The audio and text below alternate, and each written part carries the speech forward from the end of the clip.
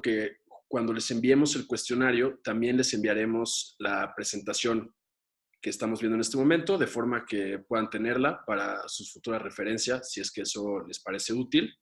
Y bueno, arrancamos otra vez como pequeño recordatorio. Vamos a enviar un cuestionario al final del webinar, probablemente tal vez ya sea mañana en la mañana. Si lo responden, vamos a enviarles un pino bebé a sus casas, un árbol y una planta muy especial. David está revisando las preguntas constantemente, pueden hacer preguntas en cualquier momento.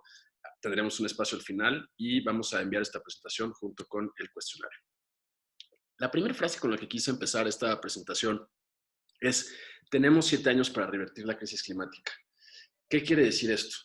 Hemos hecho acciones y estamos en camino a hacer acciones que, si no revertimos y alteramos, vamos a crear un daño al planeta Tierra que será irreversible en el mediano plazo y en el largo plazo, y por supuesto lo será también en el corto plazo.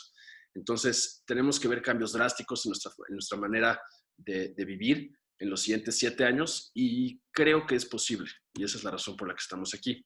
¿Y por qué existe esta crisis climática? Vamos a ver una explicación tanto del problema como de la solución que proponemos desde un punto de vista totalmente científico, con información preparada por nosotros, y creemos que es una forma de presentar este problema que no se ha visto en la mayoría de otras publicaciones similares a nosotros, y esto es usando Paint. Entonces, lo que es muy importante entender es que la Tierra es un sistema físico no aislado. Es decir, de la Tierra sale energía y a la Tierra entra energía. Normalmente lo que sucede es que a la atmósfera, que es el lugar en el que vivimos, esta capa azul, entran 3 rayos de sol, rebotan 2, salen 2 por enfriamiento natural de la Tierra, y también ganamos un poquito de calor del centro de la Tierra, que constantemente se está enfriando y envía su calor hacia la superficie. Lo que sucede es que estamos emitiendo tantos gases de efecto invernadero, siendo el más importante el CO2, el dióxido de carbono, que la atmósfera está cambiando su comportamiento, y hay esta pequeña diferencia. Ahora, en vez de rebotar 2 rayos de sol al espacio de regreso, rebotamos nada más 1, y por lo tanto entra energía al sistema Tierra, que es el sistema en el que vivimos, y esto puede tener graves consecuencias. Ahora, siempre ha habido un debate muy importante sobre si estas consecuencias son consecuencias ambientales o si son consecuencias principalmente humanas o consecuencias para la sociedad. Aunque todas ellas son de carácter ambiental, la Tierra es un sistema muy resiliente que ha existido durante 4.500 millones de años, y el tiempo que ha existido el ser humano es un parpadeo en la historia de la Tierra, por lo cual las afectaciones climáticas que podamos causar en este momento no son algo fuera de lo normal para la historia de la Tierra. De hecho, la extinción masiva de especies que estamos presenciando en este momento es, no recuerdo bien si la 6ª o 7ª en la historia del planeta, no la primera. Por lo cual, la principal consecuencia ambiental es la extinción masiva de especies. Consecuencias humanas es un tema muy diferente. Vamos a ver superficialmente estas y profundizaremos de manera un poco más robusta en unas 3 de ellas. Olas de calor que no nada más son muy peligrosas para ciertos sectores poblacionales, sino que cambian la forma en la que nos relacionamos con nuestro entorno y son peligrosas. Proliferación de enfermedades, que es algo que se estudia mucho incluso antes de la crisis que estamos viviendo actualmente. Ahora vemos más a detalle cómo se relaciona la crisis climática con la proliferación de enfermedades, y creo que podemos ver unos puntos muy importantes. Escasez de agua y comida, porque cambian los ciclos naturales de la Tierra que nos dan agua y comida en primer lugar. Tenemos ahora una temporada de incendios, que es prácticamente una nueva estación del año en ambos hemisferios del planeta, es verano, y cuando no tenemos temporada de incendios en el hemisferio norte, la hay en el hemisferio sur. Empeoramiento de conflictos sociales, porque los conflictos sociales se dan cuando hay escasez de recursos, entonces sí es más complicado acceder a alimentos, a agua, a refugio, a agricultura, a trabajo. Por supuesto que se exacerban conflictos sociales que son muy delicados. Desplazamiento climático, gente que está acostumbrada a vivir de la tierra y de pronto la tierra en la que vive ya no puede darle de comer, entonces es gente que tiene que desplazarse, y esto provoca fenómenos migratorios que son muy delicados en el contexto geopolítico actual, y por supuesto hay un impacto económico muy fuerte como consecuencia de todos estos fenómenos. De forma más concreta, voy a explicar el impacto en estos cuatro puntos. El primero es que es más probable que se propaguen enfermedades. Esto sucede por varias razones. La primera de ellas es que las enfermedades de tipo contagioso suelen existir más en regiones cálidas del planeta. Y las regiones cálidas del planeta estaban en una franja de calor relativamente reducida alrededor del Ecuador, dentro de los trópicos, por supuesto, pero conforme el planeta se va calentando, hemos visto casos como, por ejemplo, de malaria cada vez más al norte. Ahora hay malaria en Texas, por ejemplo. Y han visto incluso casos en Europa recientemente.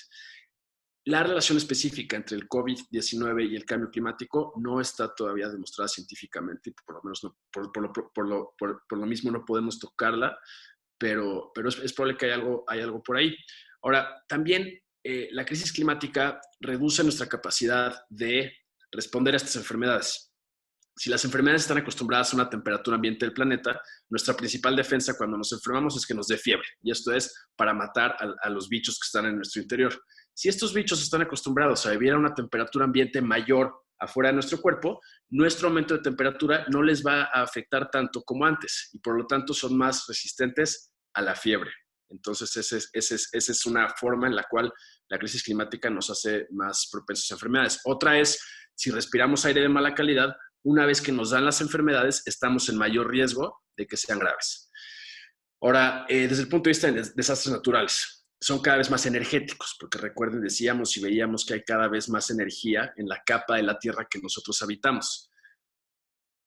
Un huracán en 1985, el huracán Elena, normalmente, y este es el promedio de costo de los huracanes en esa época, es decir, costo de resarcir los daños de un huracán, eran $3,000 millones. Katrina costó $160,000 millones.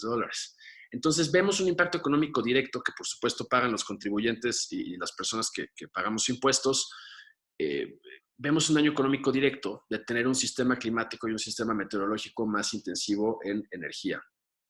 La seguridad alimentaria del mundo está en peligro.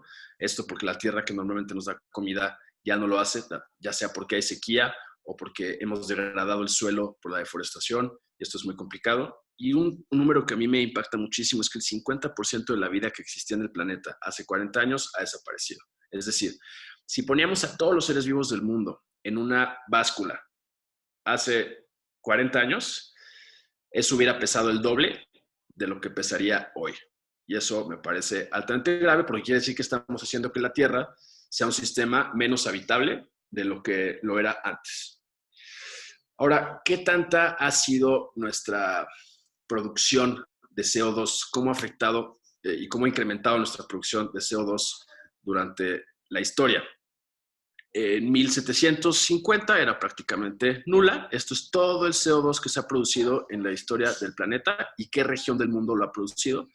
La primera región del mundo que empieza a producir un poquito de CO2 en el siglo XIX es, por supuesto, la Unión Europea. Recordemos que de hecho, cuando tuve datos para los datos que saqué para hacer esta gráfica, el Reino Unido seguía dentro de la Unión Europea, y esto tiene que ver con el inicio de la Revolución Industrial, 100%, específicamente en Reino Unido. Vamos a ver algo interesante al respecto más adelante. Otro dato interesante es que tenemos a Estados Unidos, que empezó muy pronto también a producir CO2, y China acaba de empezar, si se dan cuenta, a producir CO2 en la segunda mitad del siglo XX de forma clara. Lo mismo con el Oriente Medio y otros países europeos que no son Europa Occidental. Aquí estamos hablando sobre todo de Europa del Este. Entonces, esta curva exponencial a la que obviamente ya estamos acostumbrados el día de hoy es la que provoca que hoy haya tanto CO2 en la atmósfera. Y mi pregunta es, ¿qué tendríamos que hacer o qué creen ustedes que tendríamos que hacer para salvarnos del problema? ¿Cómo tendría que ser el comportamiento de esta curva a futuro para poder revertir la crisis climática? Estos son distintos escenarios en los que nos encontramos o nos podemos encontrar. Entonces, esto es histórico y todo lo de la derecha son proyecciones. Si no hiciéramos nada, y aquí estoy hablando sobre todo desde el punto de vista de políticas públicas y de la acción que puedan o no hacer nuestros gobiernos, hacia acá se irían nuestras emisiones de CO2 en esta región superior de por acá y veríamos un calentamiento global promedio de entre 4.1 y 4.8 grados centígrados. Con las políticas que existen el día de hoy, y están puestos, por ejemplo, en México, que es la Ley General de Cambio Climático, el Acuerdo de París desde el punto de vista de relaciones internacionales y diplomacia global. Si se aplican, llegaríamos a entre 3.1 y 3.7 grados de calentamiento global para el año 2100. de lo que se han comprometido a hacer los países, pero no han hecho todavía y no han demostrado que lo pueden hacer, llegaríamos a entre 2.6 y 3.2 grados de calentamiento global para el año 2100. Y el objetivo al que deberíamos llegar para que no haya daños irreversibles es 1.5. La línea de no retorno es esta línea roja que les puse aquí. Entonces, ahora que está de moda esto de aplanar la curva, esta es una curva que tenemos que aplanar y que tenemos que hacer un esfuerzo sistémico, global, en equipo, activista, responsable y visionario para poder aplanar esta curva. Es posible, sin duda es posible, y veremos ahora unas formas en las que podemos hacerlo, pero quiero transmitirles la magnitud del reto que tenemos enfrente. Lo que tendríamos que hacer es que ya empiece a bajar nuestra producción de CO2 a nivel global, porque si nos quedamos en los escenarios que hasta hoy nuestros gobernantes han dibujado frente a nosotros, definitivamente no llegaríamos a cumplir con nuestras responsabilidades climáticas y estaríamos en un problema, digamos, en un problema muy grave de cataclismo climático y de inhabitabilidad de la Tierra. Y ahora la pregunta que yo me hice cuando empecé a trabajar en estas cosas es, ¿de dónde sale todo este CO2? Así se produce CO2 en el mundo. Entonces, en el lado central estamos nosotros y en el lado izquierdo está la producción de CO2. Les dije que íbamos a ver datos basados en ciencia y una forma de estudiar el cambio climático distinta a lo que estamos acostumbrados. El transporte en el mundo, esto puede ser buques de carga, pueden ser aviones, pueden ser coches, etcétera. El transporte del mundo produce casi el 16% de todas las emisiones de CO2. Concretamente, esto es aire, barcos, trenes, 4.3%, y la calle, es decir, un Uber o nuestro automóvil o el transporte público, es el 11.9%. Luego, electricidad y calor. Producir electricidad, ya sea con combustibles fósiles como el petróleo, ya sea con fuentes renovables, ya sea con hidroenergía nuclear, etcétera, toda la producción de electricidad y calor es responsable del 30% de todas las emisiones de gases de efecto invernadero, es decir, pues casi una tercera parte, casi una de cada 3 toneladas. Y esto tiene mucho que ver con construir, con industria, con la industria manufacturera, que al final hay alguien que compra lo que se produce en la industria manufacturera, pero esto tiene mucho que ver con la industria manufacturera, con emisiones fugitivas, etcétera, procesos industriales. Y estas 3 barras de acá son lo que corresponde a la comida. Agricultura, uso de suelo que se usa para ganadería o para más agricultura o lo que tenga que ser, y desperdicios. Entonces, esta barra de acá es todo lo que tiene que ver con comida. Todo lo de arriba es lo que tiene que ver más con energía y la forma en la que calentamos nuestras casas, prendemos las luces de los focos, nos conectamos, se alimentan los servidores, etc. Y ahora yo quería ver con ustedes quién emite hoy más toneladas de gases de efecto invernadero, específicamente CO2. Entonces, esta es una gráfica que les preparamos para que vean ustedes cómo hoy China es responsable de alrededor del 25% de todas las emisiones de gases de efecto invernadero a nivel mundial. Estados Unidos está inmediatamente detrás de China con 15%. Otros pesos pesados son la Unión Europea, pero imagínense, son 28 países juntos. La Unión Europea, India, por ahí está Rusia, Japón y ya en mucho menor medida Canadá, México, Irán. Y algo que es bien interesante es que si la aviación internacional fuera un país, pues como no le corresponde a nadie porque son emisiones que no suceden en el interior de las fronteras de ningún país, si la aviación internacional fuera un país, sería responsable del 3.2% de todas las emisiones de gases de efecto invernadero, es decir, el doble de las emisiones de todo Canadá. Así está el tamaño de las emisiones de aviación internacional. Tomo un momento para recordarles que pueden hacer preguntas en el chat o en el Q&A. David estará pendiente y me dirá por Slack, una pantalla que tenemos aquí al lado, si hay algo a lo que yo deba prestar atención. Les agradezco mucho que estén aquí. Seguimos. Ahora, lo que es bien importante es que en esta gráfica estamos viendo cuáles son las emisiones que se dan al interior de estos países. Pero en esta que sigue, que a mí me encanta, lo vemos per cápita. Porque China bien puede decir, pues sí, yo emito una cuarta parte de todas las emisiones del planeta, pero somos 1.3 mil millones de personas. Mientras que, por ejemplo, Canadá son 30 y tantos millones, casi 40 millones. Entonces, digamos, Canadá cabe 40 veces en China. Por lo tanto, no tiene sentido comparar las emisiones de Canadá versus las emisiones de China y castigar a China por las grandes emisiones que tiene. Entonces, lo que decimos es, ok, muy bien, vamos a ver las emisiones per cápita. El promedio mundial es este de acá y es de 5 toneladas de CO2 anuales por persona al planeta. Entonces, es el promedio de todos los países del mundo, gente rica, gente pobre, gente que es eco-friendly, gente que no es eco-friendly. El promedio son estas 5 toneladas de CO2 al año que se van a la atmósfera como resultado de las actividades de una persona. México, estamos en 4, y esto principalmente se da porque México es un país muy desigual. Veremos un poco más de esto más adelante, pero México tiene un gran sector de la población cuya huella de carbono es muy reducida y un gran sector de la población cuya huella de carbono es muy intensa. Tenemos países con comportamientos interesantes, como aquí el Reino Unido, por ejemplo. Si se dan cuenta, Reino Unido siempre ha sido fuerte y fue el primer país, aquí pueden verlo muy bien, Reino Unido fue el primer país que tuvo emisiones importantes entrando el siglo XIX. Veo que nos mandaron una pregunta. Después de la cuarentena en China, ¿disminuyó la contaminación? Muchas gracias por la pregunta. Ahora que lleguemos a un tema más relacionado, lo respondemos. Gracias, Alan, por hacer la pregunta. Entonces, y veamos, por ejemplo, las emisiones per cápita de un país como Estados Unidos. Estados Unidos ha llegado a producir más de 4 veces el promedio de emisiones por persona en el planeta. Entonces empezamos a ver que no nada más tiene que ver con qué países emiten cuánto, sino de qué tamaño son estos países y por qué emiten tanto. Ahora, lo que es muy importante entonces, si estamos viendo las emisiones per cápita, es qué les parece ver las emisiones por nivel de ingresos de la población. Esta gráfica que les preparamos tiene aquí, en esta esquina, al 16% de la población con mayores ingresos. Este conjunto de acá es el 50% de la población con mayores ingresos y del lado derecho tenemos al 50% de la población con menores ingresos. Algo que queda claro y que es muy importante para mí transmitir es que el 51% de la población es responsable del 86% de todas las emisiones de gases de efecto invernadero.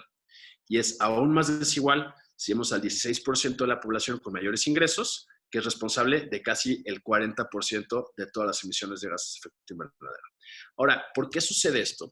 Pues porque el sector de la población al que me refiero usa más energía y calor, se mueve más, volamos más, comemos de todo, comemos fuera. Entonces, compramos más cosas que fueron hechas con procesos industriales.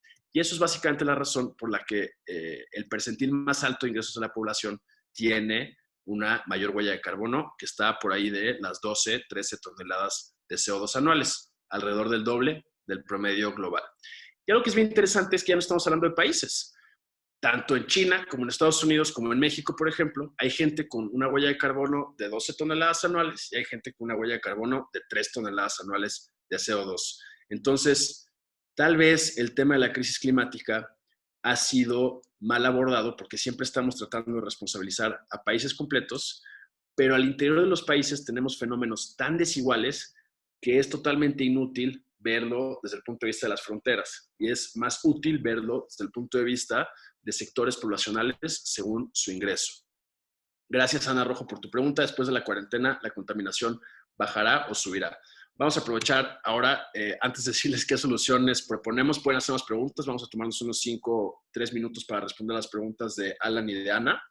Entonces, después de la cuarentena en China disminuyó la contaminación, pregunta Ana, y después de la cuarentena la contaminación bajará, perdón, Alan, y después de la cuarentena la contaminación bajará o subirá, pregunta Ana. Y se dice que por el turismo en México hay más contaminación. ¿Es así? También pregunta Ana. Gracias por sus preguntas. A ver, claramente hay un fenómeno de reducción de la contaminación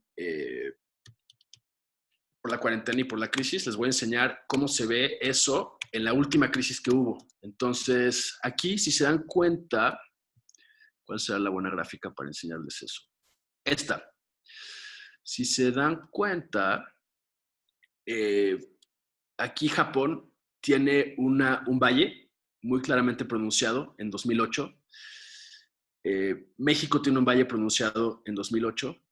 Estados Unidos tiene un valle pronunciado en 2008. Entonces, esto que está acá es la recesión de 2008. Lo vemos de manera un poco menos clara en esta otra gráfica, pero también lo podemos ver. Esto que está acá es el pequeño valle que hubo en las emisiones globales por toda la recesión de 2008, que fue una recesión muy fuerte.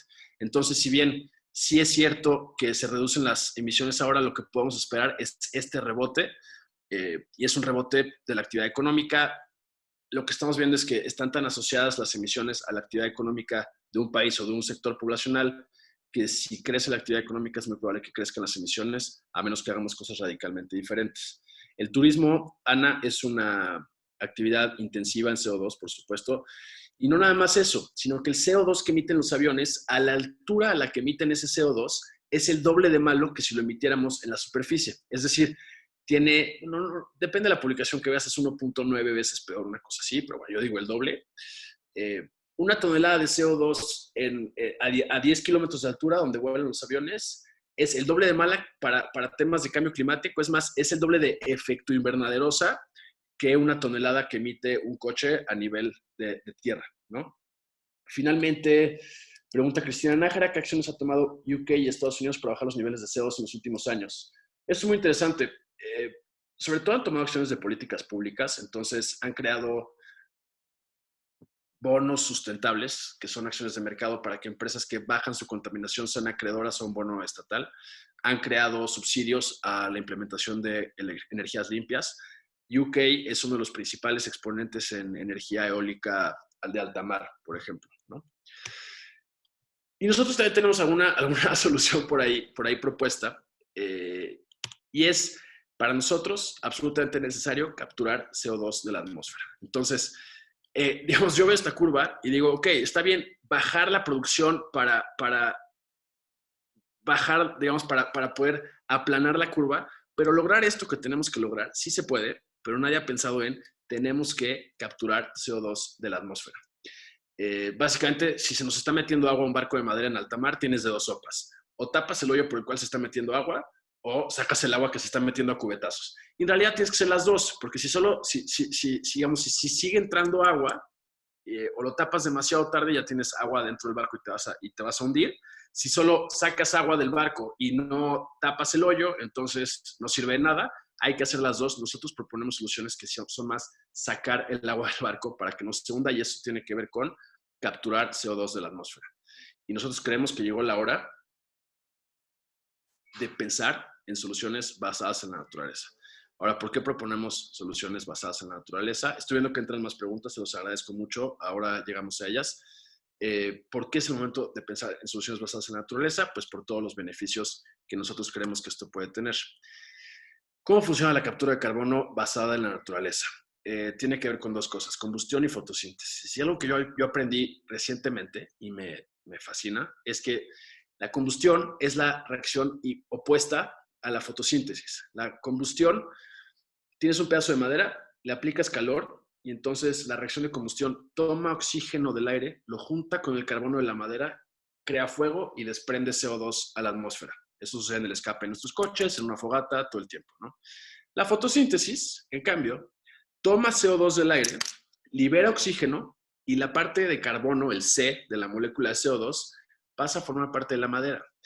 Entre el 25 y 50% del peso de madera de un árbol o de una mesa es carbono, que estaba en la atmósfera provocando calentamiento global y ahora está en la mesa, sirviendo como mueble, como mesa y activando la economía tal vez de las comunidades rurales que produjeron esa madera, etcétera, ¿no? Entonces, la captura de carbono que a nosotros nos gusta consiste en manejar un bosque de forma que aumente la velocidad a la que captura CO2. El proyecto que tenemos en Oaxaca es un proyecto de manejo de bosques usando especies locales de encino, pino y roble, bueno, ahora veremos fotos de eso. Ese proyecto logró capturar más de 30,000 toneladas de CO2 en el año 2019. Entonces, la huella ambiental de miles de personas estuvo neutralizada por este proyecto en el año 2019. Genera 714 empleos. Entonces, veamos cómo soluciones basadas en naturaleza no nada más nos ayudan a enfrentar la crisis climática, nos ayudan a generar empleo en donde más se necesita. Y este mundo tiene un problema de desigualdad muy fuerte. De hecho, es un problema de desigualdad tan grave que nos ha traído la crisis climática. Si implementamos soluciones para luchar contra ella, que estén basadas en la naturaleza, también ofrecemos empleos rurales y repartimos dinero de las ciudades al campo, y eso es una manera bastante buena de luchar contra la desigualdad. Y es un proyecto certificado por Climate Action Reserve y Rainforest Alliance, que eso es bien importante. No, en el mundo del cambio climático tú no puedes llegar y decir, mi proyecto es el mejor porque hace esto y esto y esto, sino que tienes que traer las certificaciones por parte de terceros, avalados por la ONU, avalados por otras instituciones intergubernamentales que dicen de forma basada en ciencia, sí, eso que dicen que están haciendo, sí lo están haciendo y son certificaciones con las que cuentan estos programas.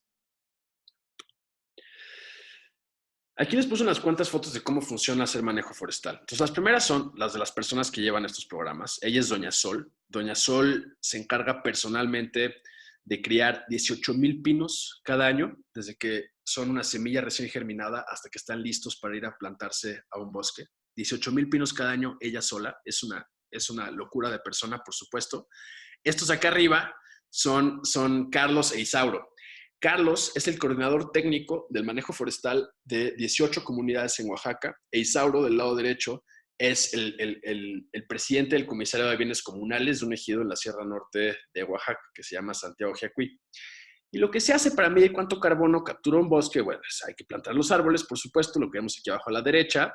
Y aquí arriba vemos un listón. Este listón es donde se mide el diámetro de ese árbol año con año, de forma que el crecimiento que vemos en madera de un año a otro nos deja saber cuánto carbono capturó este árbol en el año anterior, por lo cual, de forma totalmente basada en ciencia y monitoreada por expertise científica, sabemos exactamente cuánto CO2 está capturando nuestro bosque. Esto de medir el diámetro y la altura de un árbol se hace en el 10% de todas las hectáreas certificadas, que en el caso de este proyecto en particular son alrededor de 2,000. Entonces, todos los árboles de 2,000 hectáreas se miden uno por uno de esta manera una vez al año para saber cuánto CO2 estamos capturando. Aquí abajo a la derecha vemos una parcela de reforestación. Esta parcela debe tener entre 3 y 5 años de haber sido reforestada. Y aquí les puse una foto de un bosque muy especial. Este es un bosque totalmente fuera de lo normal. A simple vista podría parecer que es un bosque normal, pero traigan su atención aquí abajo a la izquierda, a esta parcela de por acá, y notamos que son árboles de edad distinta a los árboles que rodean esta parcela. Lo mismo vemos en esta parcela pequeña de por aquí. Tenemos otra parcela acá y otra acá que están recién reforestadas. Entonces, a este bosque se le está aplicando un manejo forestal tal que siempre está absorbiendo más CO2 porque los árboles jóvenes son los que más CO2 capturan. Entonces, así es como Toroto logra, a través de los proyectos que apoya, cuantificar y acelerar la velocidad a la que un bosque está acostumbrado a capturar CO2. Si les parece, dejamos esta foto y tocamos otras 2, 3 preguntas. Hay muchas más, les agradezco muchísimo. Al final trataremos de responder todas, pero ahora tomamos una pausa de la presentación para responder a 2, 3 preguntas más. La siguiente y en la que me quedé fue de Erika Espinosa. Gracias por tu pregunta, Erika. ¿Es cierto que algunas empresas sí bajan su producción? Sí, sí es cierto que algunas empresas bajan su producción. Sin embargo, no siempre, cuando una empresa sale y dice soy carbono neutra, obviamente no quiere decir que redujo sus emisiones al cero, porque para hacer eso tendrían que cerrar. Así como nuestra huella de carbono individual, por más eco-friendly y sustentables que seamos, no puede llegar a cero, porque para eso tendríamos que morir. Entonces, cuando una empresa dice que se hizo carbono neutra, hizo principalmente 2 cosas. 1, midió sus emisiones y hace todo por reducirlas. Número 2, aquellas emisiones que no puede reducir, las captura a través del apoyo de proyectos como el que estamos viendo en este momento. Entonces, por ejemplo, Amazon, digamos, que se comprometió a ser carbon neutral para 2030. Pues para 2030 reducirá tanto como pueda, pero lo que no pueda reducir, Amazon tendrá que gestionar proyectos como el que estamos viendo en este momento, y si su huella es de 100 toneladas al año, que será mucho más grande, ¿no? Pero si es de 100 toneladas al año, tiene que asegurarse de capturar 100 toneladas al año de la atmósfera. Aquí hay una persona en la llamada que me dijo, 1 menos 1 es 0, entonces eso es carbon neutrality, ¿no? Una pregunta de Eric Medina. Gracias, Eric. ¿Cómo podríamos disminuir la contaminación de CO2? Pues, a ver, lo más importante y lo más fácil que puedes hacer para reducir tu huella de carbono es gastar menos. No puedes gastar sin contaminar. Ni se puede, o es pues muy difícil, contaminar sin gastar. La contaminación está totalmente asociada a lo que gastamos. Entonces, buena noticia. Lo más importante que podemos hacer para bajar nuestra huella de carbono es ahorrar y luego no construir una casa con ese dinero, sino comprar una casa vieja, por ejemplo, porque si construyes una casa con ese dinero, pues estás haciendo exactamente lo mismo, pero ahorrar es lo primero. Ana Rojo otra vez, a lo largo del tiempo se han implementado medidas para la disminución de contaminación, pero con las nuevas generaciones es lo mismo en contaminación, sube o baja. La contaminación nunca ha dejado de subir. Y no nada más eso, sube más cada día. Ese es el problema. ¿Sí? O sea, digamos, en parte hay paralelos con la crisis que estamos viviendo ahora y la uso no con malas intenciones ni por falta de sensibilidad, sino porque sé que hay paralelos que me sirven para explicar lo que quiero explicar.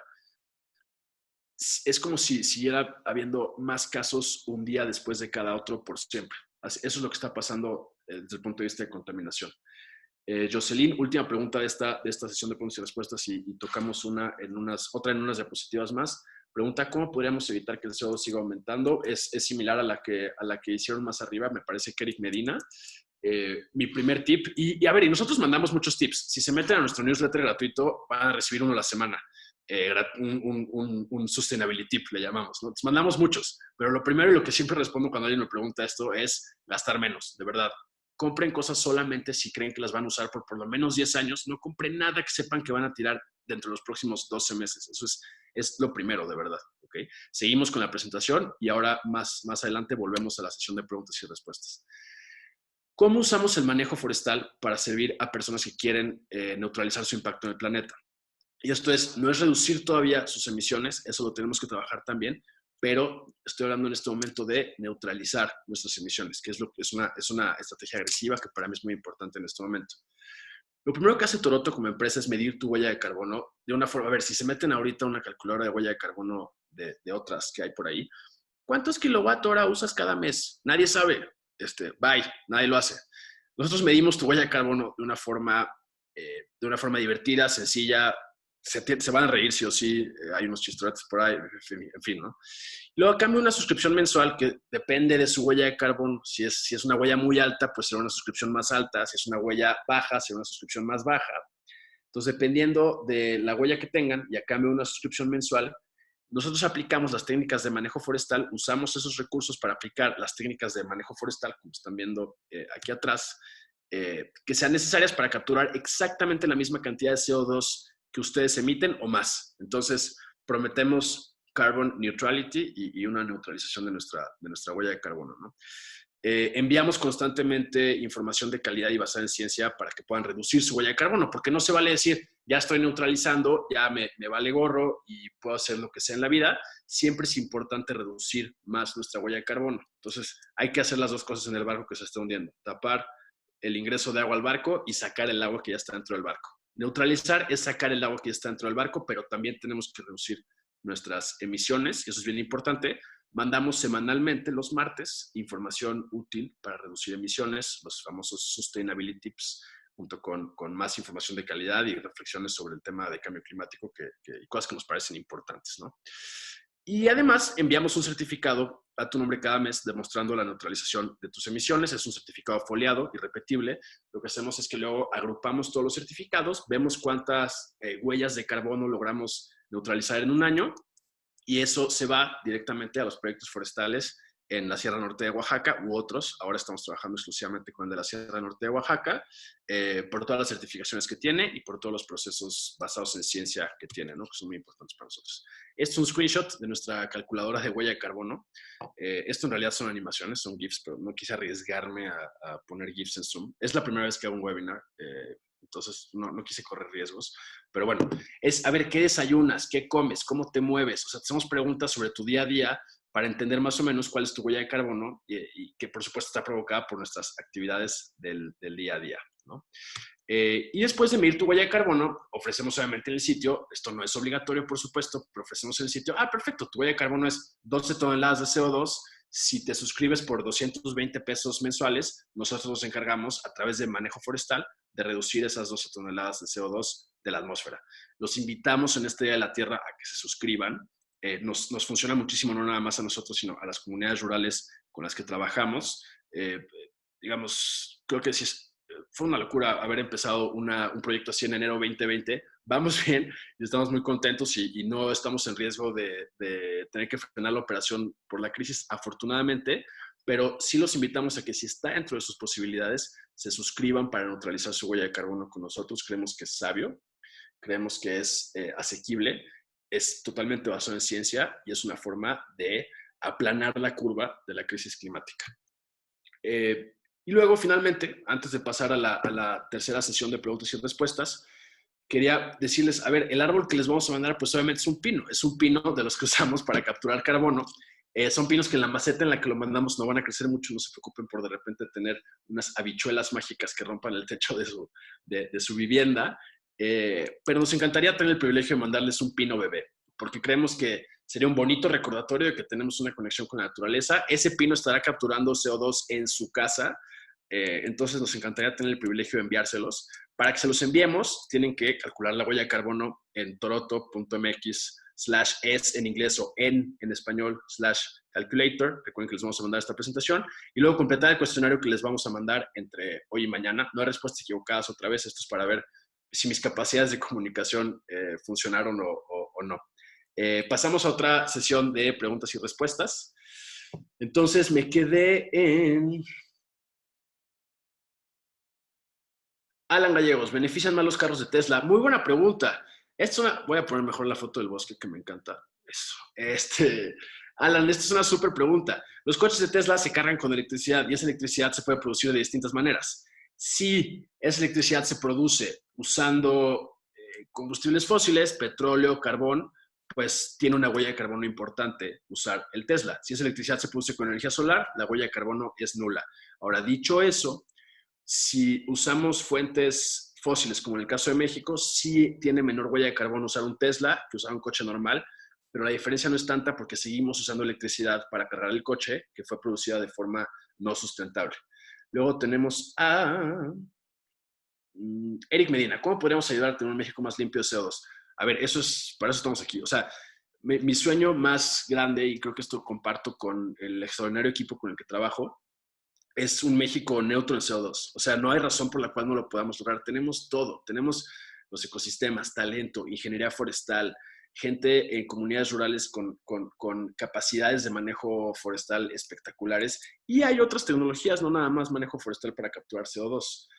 Claro, hay que apoyar iniciativas que Toroto u otras que ayuden a hacer esto, porque honestamente poca gente aquí tenemos la capacidad de ir 7 veces al año al bosque a sembrar y cuidar árboles, no nada más hacer reforestaciones, es hacer todo el cuidado necesario para que crezcan como ven que están creciendo aquí. Entonces, iniciativas como Toroto tienen ese punto bueno, son muy efectivas en absorber CO2 de la atmósfera.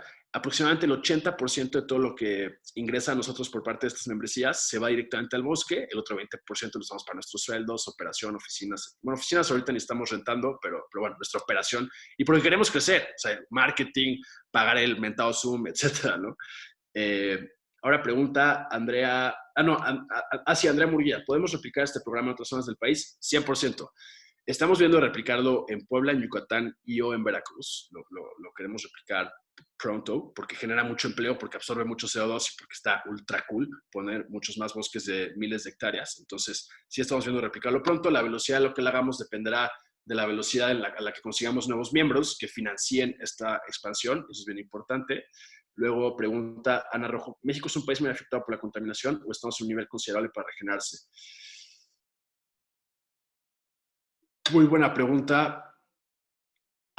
Depende, o sea, hay cosas que ya están muy afectadas, hay cosas que todavía pueden regenerarse. Eh, desde el punto de vista forestal, todavía podríamos ver de aquí a 20 años un México con el doble de cubierta de bosque de la que tenemos hoy. Sí es posible. Y además el tema de la contaminación suele ser más global, es decir, los fenómenos meteorológicos que están provocados por el cambio climático no ven tanta frontera. Entonces, específicamente en México hay ecosistemas dañados, pero yo creo, todavía tengo fe en que todos pueden recuperarse. Otra vez no hemos entrado a la parte de daños irreversibles. Tenemos como 7 años para cambiar la forma en la que hacemos las cosas. ¿Por qué el nombre de Toroto? Paola Zapfe pregunta. Te puedo decir por qué no otro nombre. No queríamos como Green Living Sustainable Eco, no sé qué, porque sentimos que eso ya está muy shoteado y que en realidad no dice nada. Nosotros queremos desarrollar una marca propia, una marca totalmente independiente que signifique neutralización de emisiones de CO2. Por eso elegimos una palabra que antes de que existiera Toroto no quería decir nada. Amina, revisen también que se respeten las condiciones y derechos laborales en estos proyectos. Y me pone no tienes que contestar aquí. Gracias por tu pregunta, Mina. Sí se revisa. La gente que trabaja en estas organizaciones rurales pertenecen a el Comisariado de Bienes Comunales o, digamos, su contrato laboral pertenece al Comisariado de Bienes Comunales de su comunidad, que a su vez está afiliado a una organización de 18 comunidades rurales que se llama ICICO, Integradora de Comunidades Indígenas y Campesinas de Oaxaca. ICICO es quien se encarga de que lo que entra por la venta de aire limpio, que al final es lo que hacemos nosotros, vender aire limpio, y SICO se encarga de que por la venta de aire limpio haya dos bifurcaciones de ingreso, una de regreso directamente al bosque y otra a las personas que están trabajando en esto y son personas que hoy siguen teniendo sus ingresos. Algo que es bien bonito es que son proyectos bien resilientes, incluso durante esta crisis no han dejado de percibir sus ingresos, sobre todo porque es pausado el trabajo, entonces son ciclos anuales y ahorita siguen percibiendo los ingresos del ciclo de trabajo 2019. El ciclo de trabajo 2020 esperamos que no baje, pero no esté en riesgo su continuación laboral. Pregunta Mauricio Ramírez, ¿en México realmente qué tanto hemos cumplido con los objetivos de desarrollo sostenible? Híjole, es complicado. Desde el punto de vista regulatorio, tenemos todo lo necesario ya. No era así antes, ahora sí tenemos todo lo necesario, pero sigue habiendo una fuerte crisis de carácter y no estamos tan avanzados. Les recuerdo que el link de la página es toroto.mx. Alguien por aquí me pidió que lo hiciera y se los agradezco mucho. Daniela pregunta cómo formo parte de Toroto y cómo puedo involucrarme más en este tipo de proyectos. Eso es para nosotros bien importante, justamente porque si ustedes se meten a Toroto y es lo que queremos, que en el Día de la Tierra le regalen a la Tierra meterse a Toroto, vamos a poder seguir con estos proyectos forestales y ampliarlos. Hay que entrar a toroto.mx, o bueno, hay que entrar de hecho a esta liga que les puse aquí, perdón, toroto.mx/SOEN/calculator. Ahí pueden calcular su huella de carbono y luego suscribirse para que nosotros absorbamos de la atmósfera la misma cantidad de CO2 que ustedes calcularon con su huella de carbono. Es una huella de carbono que desarrollamos totalmente basada en ciencia, pero somos la primera huella de carbono no ultra aburrida que existe en Internet. Esto lo pueden comprobar ustedes mismos. Y automáticamente te haces parte de nuestro newsletter, te haces parte de nuestra comunidad. Tenemos un newsletter para la gente que paga y otro newsletter para la gente que no paga. El de la gente que paga ponemos cosas más cool, ponemos investigación que hacemos internamente, ponemos datos espectaculares. Es una vez a la semana, por lo cual crece mucho tu conocimiento con respecto a temas de cambio climático. Y bueno, siempre puedes involucrarte de manera más directa, independientemente de que hagas una membresía con nosotros o no, que esperamos que sí, escribiendo a nuestros datos que están aquí en la presentación ahora más abajo o por redes sociales. Bueno, de hecho hay un bot en la página que responde muchas preguntas, el cual le pueden dar sus datos, que se llama como mi perro, que escribimos y bueno, es simpático, pueden ver una foto de él, etc. Maribel Vilatela, muchas gracias. ¿Tienes datos de la huella de CO2 de los hogares? Sí. Entonces, en la Ciudad de México, cambia mucho. De entrar en los hogares de clima templado, como estamos nosotros aquí en el centro del país, quienes estén en el centro del país, usamos muy poco aire acondicionado o calefacción, lo cual baja mucho la huella de carbono de un hogar con respecto a hogares que usan aire acondicionado o calefacción. Eso es bien importante. Normalmente, la huella que corresponde a un departamento grande, una casa chica, por ahí, está en entre 1 y 4 toneladas de CO2 al año, dependiendo del uso de energía adentro del hogar, ¿no? Tenemos a Mina, ¿con cuántos proyectos forestales están trabajando ahora? Es una agrupación de 18 proyectos forestales en el estado de Oaxaca. Es una agrupación, otra vez, la que asegura también los derechos laborales y la continuación de técnica del proyecto. Algo bonito de estos proyectos es que no es gente que está en la ciudad y llega a comunidades a decirles, tienes que hacer esto, tienes que cuidar tu bosque, tienes que plantar no sé qué. No, son proyectos totalmente llevados por comunidades rurales. Ellos son los que son, o sea, está la ingeniera Inés, por ejemplo, que es una de las ingenieras forestales más picudas del mundo, pues está en su comunidad en Oaxaca y es su directora técnica de todo el esfuerzo de las 18 comunidades, por ejemplo, ¿no? ¿Se podría dar trabajos en la reforestación a campesinos que trabajan en tierras que hoy se usan para sembrar otras cosas? ¿Sería más redituable que lo que reciban hoy por cultivar comida? Súper pregunta. Intentamos que sea. Y también podemos hacer las dos. Entonces, sí queremos que tierras que hoy se usan, por ejemplo, solo para sembrar maíz, se usen para reforestar. Pero ya que le diste chance a los árboles de crecer y ya que no hay maleza que les va a hacer sombra cuando son bebés y ya son árboles robustos, se puede usar el suelo que está bajo de los árboles para sembrar distintas cosas. Tal vez no lo que sembraban antes, pero sí se pueden sembrar muchísimas cosas, o se puede hacer apicultura, por ejemplo, café se puede sembrar. Entonces, podemos tener proyectos de captura de carbono en donde además estamos produciendo actividades económicas que pertenecen totalmente a la comunidad. Esas son empresas comunitarias en las que nosotros no tenemos nada que ver, y son un ingreso extra para la comunidad que satelita el programa de captura de carbono, lo cual a mí me parece espectacular. De parte de la maestra Elizabeth Senda, sus alumnos pueden hacer servicio social con Toronto. Toronto en específico no somos una not-for-profit. Esto es bien importante. Nosotros no creemos que temas ambientales deban ser además altruistas, porque necesitamos la estructura empresarial que nos permite crecer y crecer y crecer y poder haciendo cada vez más proyectos. Sin embargo, si alguien quisiera hacer prácticas profesionales con nosotros, eso sí es posible y actualmente tenemos practicantes. Solo tienen que lo pueden escribir en el chat de la página, por ejemplo, al bot Double, y automáticamente yo lo voy a ver y me pongo en contacto. ¿Qué opinas sobre los problemas que hay? Esto pregunta Andrea Murguía, muchas gracias. ¿Qué opinas sobre los problemas que hay con el petróleo ahora y el impacto que generará a corto plazo? Muy buena pregunta. Este tema me ha estado obsesionando durante las últimas 2 semanas. Si el precio del petróleo es tan bajo que no es redituable para las petroleras venderlo, entonces estamos bien. No hay demanda de petróleo y por lo tanto, adiós producción. Si sube al grado, y esto es como $30, entre 30 y $50, si sube al grado que es redituable y sigue siendo muy barato, pero ya es redituable, es el peor escenario posible porque es más barato hacer energía con petróleo de lo que es hacer energía con renovables. Entonces, el mercado se va, ¡fum!, otra vez, hacia hacer energía con hidrocarburos.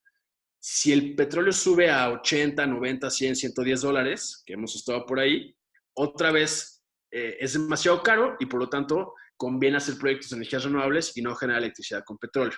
Entonces, para mí es bien interesante lo que está pasando ahorita con el mundo de petróleo, pero pago por ver. O sea, todavía no estamos celebrando.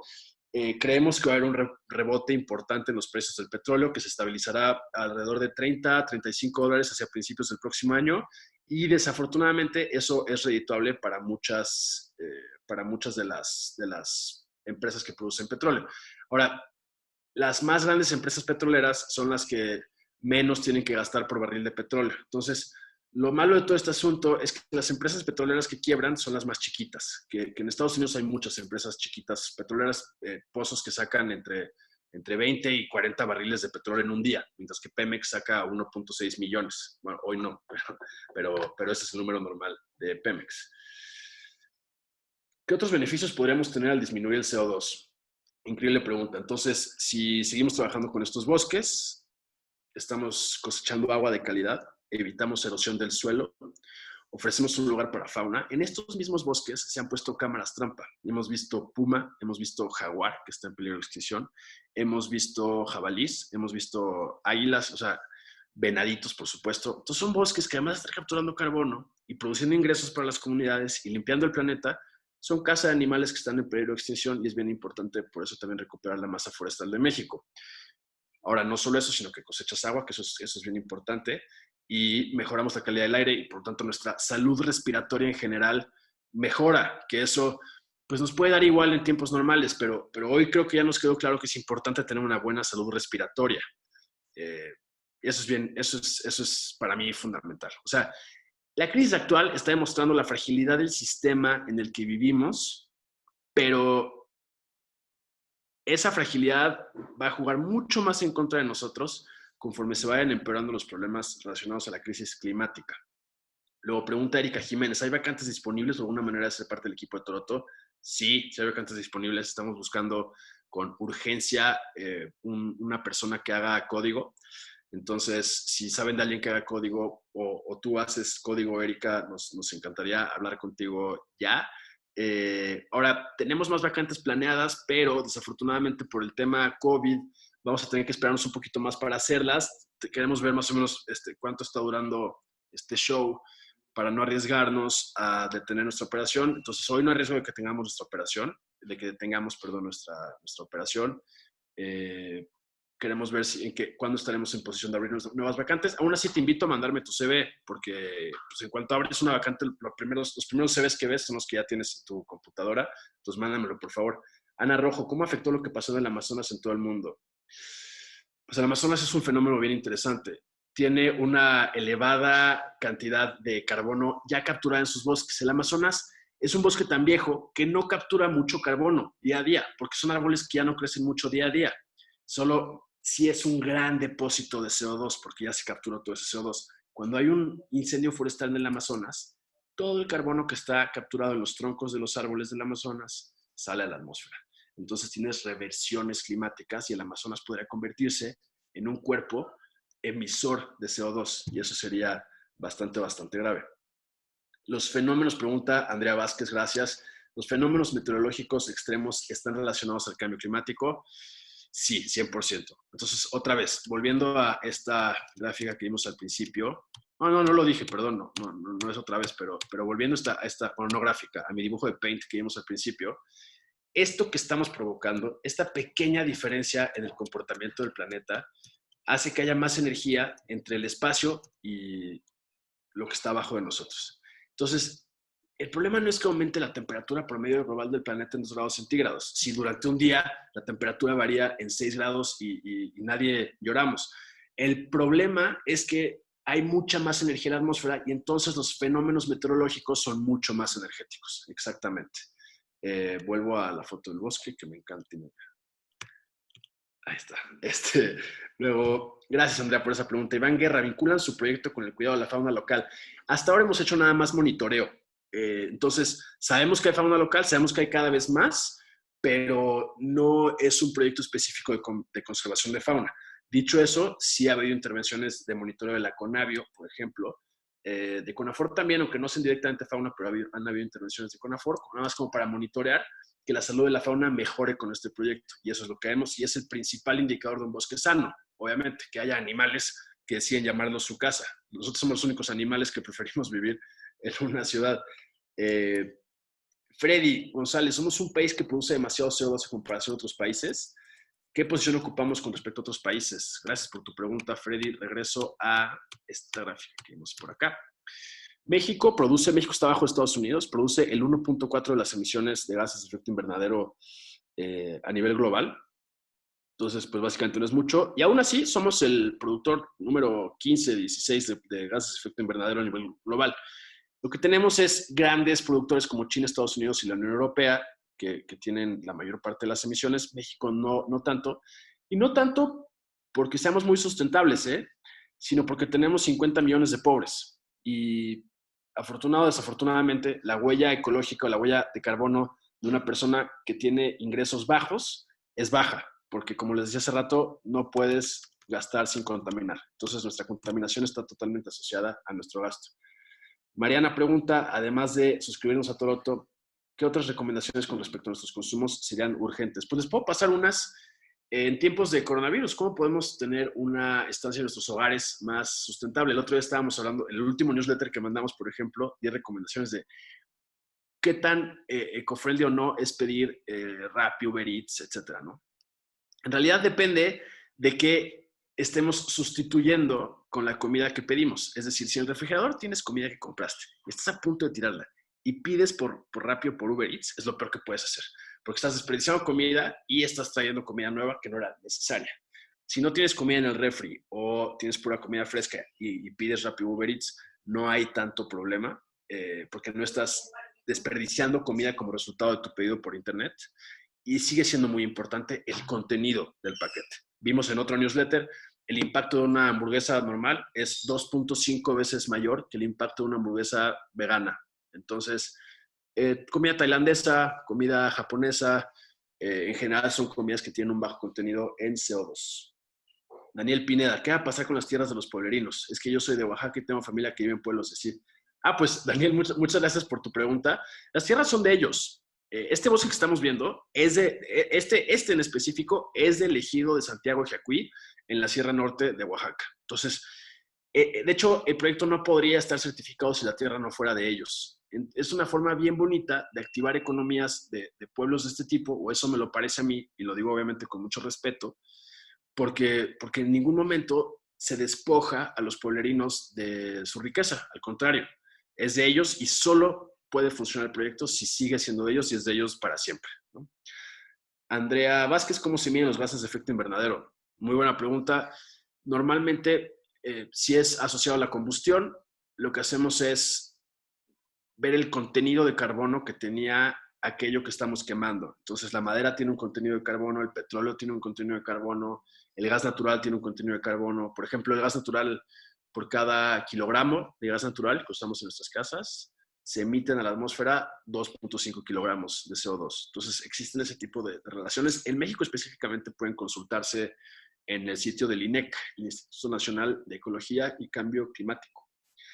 Elena Cantú, ¿han considerado la reforestación de corales como otra opción de proyecto? Uf, sí. Y eso sería una cosa espectacular. Estamos viendo, de hecho, de lanzar un proyecto, si no este año, el próximo, de lo que se llama carbono azul. Entonces, todo el CO2 que se captura a través de sistemas acuáticos o marinos se le llama carbono azul. Los mangles, los corales, las algas son grandes vectores de absorción de CO2.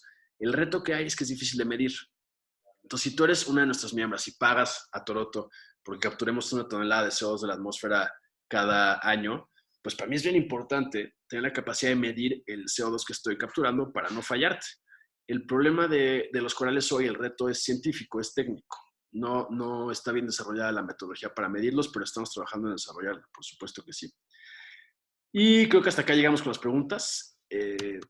Regreso a esta diapositiva. Les vamos a mandar una encuesta que les pedimos contesten para que les mandemos un pino bebé a sus casas. Me parece increíble que lo hayamos podido hacer. Agradezco a Pilar de nuestro equipo que tuvo esa idea porque me pareció maravillosa. La primera es calcular tu huella de carbono en este link que está acá y luego completar el cuestionario. Si además desean suscribirse a Toroto, los agradeceremos muchísimo. Nos parece que es un muy buen regalo que darle a la Tierra en su día. Y la Tierra lo tiene todo, ¿eh? Hay pocas cosas que le puedes regalar. Es como regalarle algo a tu tío o tía que ya tiene todo y dices, pues, ¿qué le doy? Así me pasa a mí con la Tierra, pero le pueden regalar hacerse neutros o neutras en emisiones de CO2. El sitio es toroto.mx, ya lo dijimos. Aquí les dejo mi mail, mi teléfono, por cualquier cosa que quieran comentar. Estoy a sus órdenes. Pensé que había un error, pero sí es mi teléfono y sí es mi mail también. Les agradezco de verdad enormemente que hayan estado aquí con nosotros. Ha sido una buena experiencia. Veremos qué tanto les pareció interesante o no cuando respondan la encuesta. Esperamos que haya sido positivo, pero de no ser así, mejoraremos para la siguiente sin duda alguna. Por lo pronto nos despedimos y les deseamos un muy feliz Día de la Tierra. Les agradecemos muchísimo que se hayan unido a nosotros.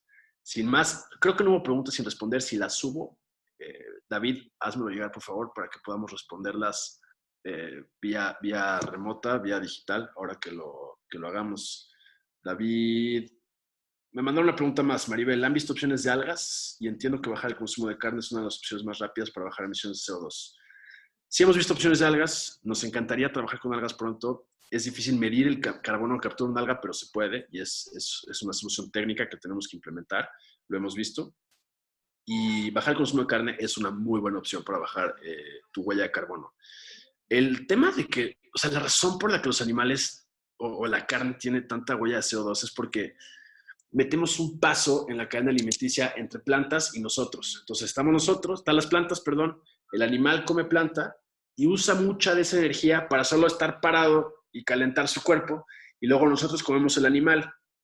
Si nosotros comemos directamente a la planta, estamos siendo bastante más eficientes desde el punto de vista de uso de recursos. Esta es la sencilla razón por la cual comer carne es malo para el medio ambiente. Hay mucha deforestación. Les podría enseñar unas fotos que tengo de deforestaciones así, dron, vista aérea, hechas para que ganado esté ahí pastando. Sí, definitivamente el consumo animal es fuerte. Luis Quiroz, durante esta cuarentena nuestra huella ambiental aumenta drásticamente. Más o menos. En general se reduce un poquito, pero hacemos cosas que no hacíamos antes, entonces se mantiene bastante pareja. Lo más trascendental es que la gente vuela menos. Ese es el tema, básicamente, ¿no? Me pregunta Guillermo si va a otro webinar pronto, que le gustaría invitar a más gente para que reciban esta información. Me encantaría, a ver, si esto les pareció a ustedes una buena idea y la pasaron bien y aprendieron cosas, en el cuestionario que les vamos a mandar va a haber una pregunta que es, ¿te gustaría que hubiera otro webinar pronto? Si vemos que les encantó a ustedes, yo estuve feliz este tiempo. Me hubiera gustado escucharlos más, pero por eso está cañón en este setting. Pero feliz, sí, sí, 100%. Si les parece una buena idea que hagamos otro webinar, pónganle que sí. Y en cuestión de 2 semanas lo estaremos volviendo a hacer, en una semana lo estaremos volviendo a hacer. Y lo podemos hacer también en inglés, en francés, en fin, hay mil cosas. Sin más, les agradezco muchísimo que se hayan unido a esta celebración del Día de la Tierra. Prometo que nos haremos mejores en esto de los webinars. No sé qué tan bien les haya parecido pero es nuestro primero. Les mando un abrazo fuerte. Feliz Día de la Tierra y hasta luego. Chao, chao.